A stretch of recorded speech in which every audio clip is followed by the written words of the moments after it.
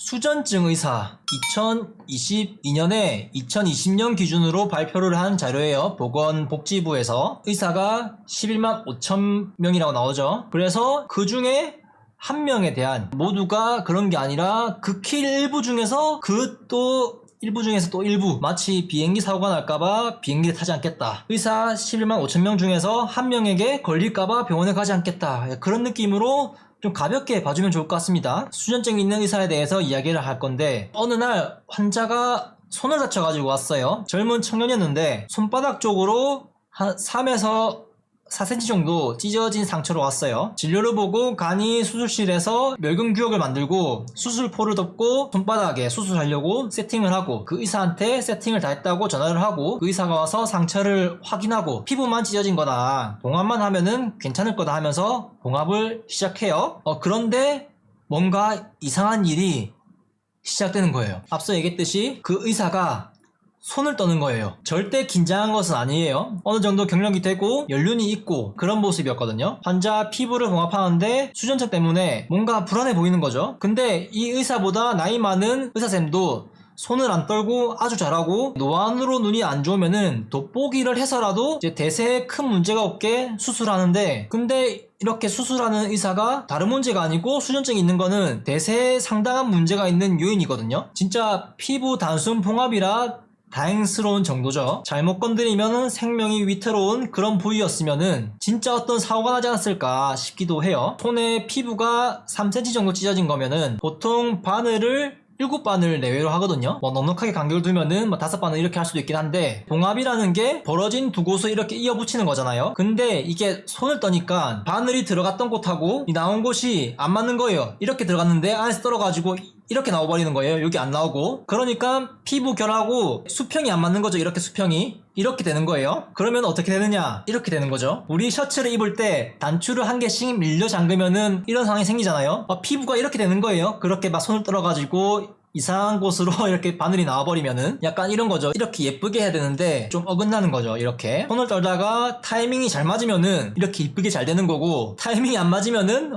이렇게 되는 거죠. 그렇게 해서 7바늘 정도 하는데 실밥을 뜯고 다시 하고 뜯고 다시 하고 그거를 계속 반복하는 거예요. 실제 한 15바늘 좀 하지 않았나, 원래 할 것보다 2배 정도 하지 않았나, 바늘 찌르지 않았나 환자 손을. 근데 그 환자분이 국소 마취를 하고 하니까 환자분도 정신이 멀쩡하게 해서 누워있거든요. 그래서 국소 마취를 해도 통증만 없을 뿐이지 바늘이 들어가고 봉합을 하고 있구나, 그런 감각은 조금은 느껴져요. 환자 입장에서는 이제 이상하게 같은 곳을 계속 후비는 것 같고, 바늘로 10바늘 넘게 할 상처는 아닌 것 같은데 이상하게 단순 봉합인데 시간이 2배 이상 걸려버리니까 환자도 뭔가 이상함을 느끼는 거예요. 이렇게 할 건데 더 촘촘하게 이렇게 하는 것도 아닌데 말이죠. 수술 도중에 환자가 수술 부위를 웬만해서는 잘 안 보려고 하는데 그 참고 있던 불안감이나 인내심이 한계 좀 달라나 봐요. 그때 환자가 고개를 잠깐 들고 수술 중인 자신의 손을 이렇게 힐끔 쳐다보면서 잘 되고 있는 거 맞나요?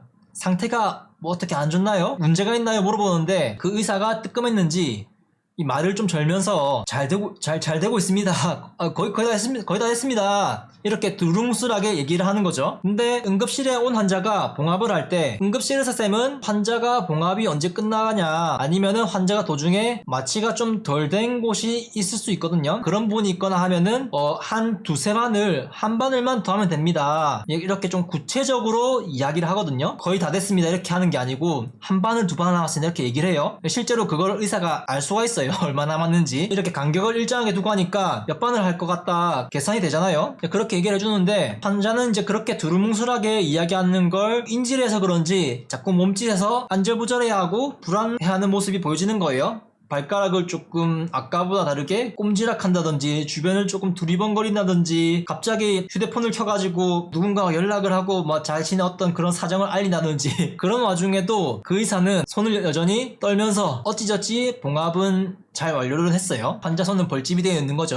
바늘을 하도 찔러대니까. 마침 그 환자분이 다 했을 때 불신을 믿음으로 바꾸기 위해 가지고 수술이 잘 되었냐, 거듭 이야기하면서 물어보는 거예요. 보통 봉합이 끝나면은 이제 봉합이 된 상처를 확인시켜 주거든요. 거기서 제일 고비겠구나 싶은 거죠. 근데 다행히 마취한다고 주사 놓은 바늘 자국도 있고, 이제 손바닥을 봉합할 때 시력이 진짜 몽골 사람들처럼 뭐 3.0, 6.0 되는 게 아닌 이상, 봉합사 바늘이 엄청 뭐 밝은 조명에 가까이 돼가지고 자세히 보는 게 아닌 이상 손바닥은 눈치채기가 힘들거든요. 얼굴이라면은 사람들이 신경 써서 자세히 보니까 눈치를 챌 수 있기도 한데, 손이다 보니까 얼핏 본 그런 것도 있는 것 같고, 주름도 있고 피부도 두께감도 있고 하고, 그 피부들이 그 구멍을 좀 잘 메꿔주지 않았나. 뭐 다행히 그 뒤로는 민원이나 뭐 크게 걸렸다 그런 뒷이야기는 뭐 전해 들은 게 없는데, 그 의사쌤에게는 최근에 이제 로봇 수술 이런 게 도입되고 있는데 그쪽으로 좀 열심히 좀 알아보면 어떨까 싶기도 하고, 카메라 보면은 손떨림 방지 기능이 있거든요. 손떨림 방지 그 상위 버전으로 이제 짐벌이라는 게 있어요. 짐벌 그런 기계가 있는데, 이런 거 마비 있는 환자들이 걸을 수 있게, 아니면 이렇게 손을 잘 못 쓰는 그런 환자들을 손을 좀 쓸 수 있게 재활 느낌으로 손에 이런 걸 좀 착용해가지고 하면 좋을 것 같다 그런 생각이 들어요. 예전에 좀 유명했던 짤인데 이게 있어요. 이런 거 손가락을 대신 움직여주는 기계, 뭐 1초에 1만 번을 해준다 막 그런 짤이었는데, 최근에 수술실 CCTV, 수술실에 카메라 설치하는 거 이야기가 뉴스에 자주 나오더라고요. 찬반 여론이 뜨겁던데, 여러분들은 찬성인지 반대인지 어떤 의견인가요? 저는 사실 찬성이든 반대든 어차피 저의 판단이 대세에 영향을 미치지도 않을 거고, 지금 당장 저의 생존이나 생계와 직결되는 그런 문제도 아니니까 그렇게 깊이 다루고 싶지 않고 관심을 갖고 싶지 않은데, 이왕에 얘기를 꺼냈으니까 굳이 선택하라면은 저는 찬성하는 쪽이긴 해요. 그 이유는 첫 번째, 떳떳하면은 문제될 게 없다. 어떤 의료사고나 예기치 못한 후유증, 중대한 문제가 발생했을 경우에만 이제 그 촬영본을 열람할 수 있게 해놓는 그런 장치를 해두면은 괜찮지 않을까 싶어요. 수술한 환자가 다 원한다고 무조건 다 열람시켜주는 그거는 조금 현실적으로 어렵지 않을까. 업무 로딩도 심하게 걸리고 하니까. 두 번째는 이런 영상을 교육 목적으로 좀 실습에서 부족한 부분, 드문 케이스들이 있을 거 아니에요. 잘 오지 않는 그런 환자의 경우. 그래서 전체 모두의 발전을 위해 가지고, 의학의 발전을 위해서 이제 케이스 스터디 같은 콘퍼런스나 세미나 같은 그런 거에 활용할 수 있는 그런 부분도 있지 않을까 해요. 만약에 본격적으로 시행된다고 하면은 이것으로 인해 파생되는 어떤 것들을 예측할 수 없다, 어떤 악용 사례들이 나올지 알 수 없다, 어떤 범죄에 연관될 수도 있다, 그런 의견도 분명히 있을 거예요. 알아보고 이거를 자세히 파보니까 이 법을 추진하는 진영에서 그 CCTV 카메라 관련 사업체와 어떤 정경유착이 있다, 그런 의혹이 나올 가능성도 있겠죠. 이제 어떤 것에 문제가 있어서 법을 개정하고 해도 개정된 법에서 교묘히 빠져나가는 어떤 편법으로 이익을 챙기거나 악용하는 그런 사례들이 항상 나오듯이, 취할 건 취하고 줄 건 주자, 그런 느낌으로 두 개를 놓고 어떤 가치가 더 중요한지 판단을 하고 좀 해야 하지 않나. 이제 모두가 만족하는, 모든 거를 만족시킬 수 있는 그런 완벽한 법은 존재하기 힘들지 않을까, 그런 생각도 있고요. 이제 앞서 언급했던 그 의사의 이야기처럼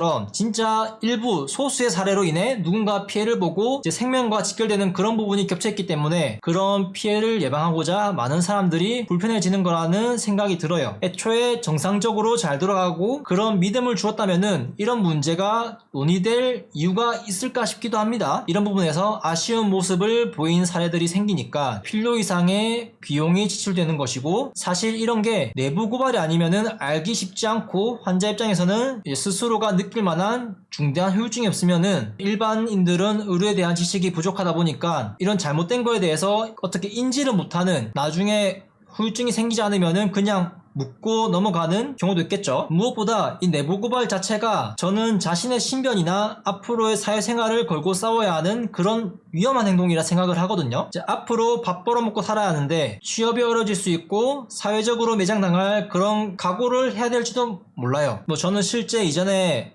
협회를 비판했기 때문에 이제 협회랑 관련 없는 개인 병원에서 너는 이런 짓을 했기 때문에 여기에 취업을 하지 못한다, 그런 이야기를 듣기도 했으니까 취업에 문제가 생길 수도 있다, 이런 어떤 그런 상황을 맞이해야 할지는 아무도 모르는 거죠. 그리고 이제 자신이 정의를 구현하고자 했던 행동이 어떤 파급력을 가져올지 부메랑이 되어서 나에게 어떤 형태로 돌아올지 예측을 못해요. 그런 불안감이 존재합니다. 그리고 내부 고발을 한다면은 영업정지나 관련자들이 다 피해를 보겠죠. 선량한 사람들이. 그런 사람의 생계에 지장이 생길 수도 있고, 과연 내가 그런 사람들의 생계에 영향을 주고 피해를 입혀가면서 정의를 실현하고자 하는 게 과연 그게 정의일까? 나에게 그런 자격이 있는 걸까? 그런 딜레마, 갈등이 분명히 생기기 때문에 이런 내부 고발 자체가 저는 쉽지 않다고 생각을 해요. 그리고 만약에 이렇게 한다고 했을 때 나중에 자신에게 영업방해나 손해배상에 대해서 물어낼 것이 없다고 하더라도 일단 고소부터 넣고 보자 할 수도 있거든요. 일단 고소부터 넣고 이 사람을 피곤하게 해보자 하면서 그렇게 보복성으로 고소를 할 수도 있어요. 그렇게 하면은 경찰서 가서 조사받게 하고 법정에 출석시키고, 그리고 무죄라 뜨더라도 항소에 항소를 하고 필요 없는 변호사를 고용하게 만들고 그렇게 법적으로 사람을 피폐하게 만들 수도 있거든요. 이제 그런 것을 고려한다면은 웬만한 용기와 정의감으로 내부 고발을 한다? 정말 쉽지 않을 것 같아요. 그냥 쉬쉬하면서 내 밥그릇이나 잘 챙기자 하지 않을까. 최근에 이걸 좀 찾아보면서 얼마 전에 간협에서 불법 의료행위에 대해 제보받는 거 했잖아요. 5월부터 신고를 받았고 이제 9월달 이제 4개월이 지난 상태인데 현재 그 불법 의료행위에 대한 신고 건수가 15,000건 가까이 된다고 하는데 뭐 어떻다 할 대처가 이루어진 게 없어요. 그 기사에서도 인터뷰를 직접 하더라고요. 회장이 어떻게 진전이 없다 그런 식으로. 법이라는 게 뭐 시간이 1년, 2년 이렇게 길게 걸리는 거기도 하니까 뭐 그런 이해도 하는데, 회장이 직접 이야기한 걸로는 이런 신고센터 운영과 신고를 하는 적극적인 활동에도 크게 개선되고 있지 않다 그런 이야기가 있더라고요. 그리고 좀 신기한 게 있던데, 그 신기한 게 누가 몰래 그 신고자 정보를 그 병원에 밀고를 하는지, 신고한 사람들을 어떻게 파악했는지 모르겠지만 해고를 당했다 하더라고요. 그 신고한 사람들이. 여튼 쉽지 않습니다. 내부 고발이라는 것 자체가. 이렇게 너무 많은 이해관계들이 있고 법적인 문제도 있고 도덕적인 문제도 있고, 또 인간은 사회적 동물이라 하잖아요. 그래서 서로의 입장은 어떻고 그런 게 있기 때문에 본인의 양심에 따라 내가 이 일을 그만두면은 생계에 대한 걱정부터 노후 대비가 어렵다 그런 걱정에 좀 덮어두고 되는 데까지 저지르고 보자, 이런 모습이 어느 정도 있지 않을까 생각이 들어요. 그리고 방금 전에 얘기한 그 신고센터에 접수된 불법 업무 지시 관련 건수만 해도 15,000건이 되는데, 이런 걸 보면은 주변에도 상당히 많이 일어난다 그런 생각이 좀 들기도 하는데, 그 주변에서도 이런 게 일어나도 어느 정도 용인을 하고 있는 것 같다. 이제 나만 가지고 그러냐, 내가 하는 게 큰 문제가 될까, 그런 생각도 들 것도 같아요. 약간 도덕적 해이라 해야 될까요? 좀 이야기가 길어졌는데 여튼 이 수술실 카메라 설치하는 거 아무쪼록 뭐 좀 좋은 방향으로 잘 해결되었으면 좋겠네요.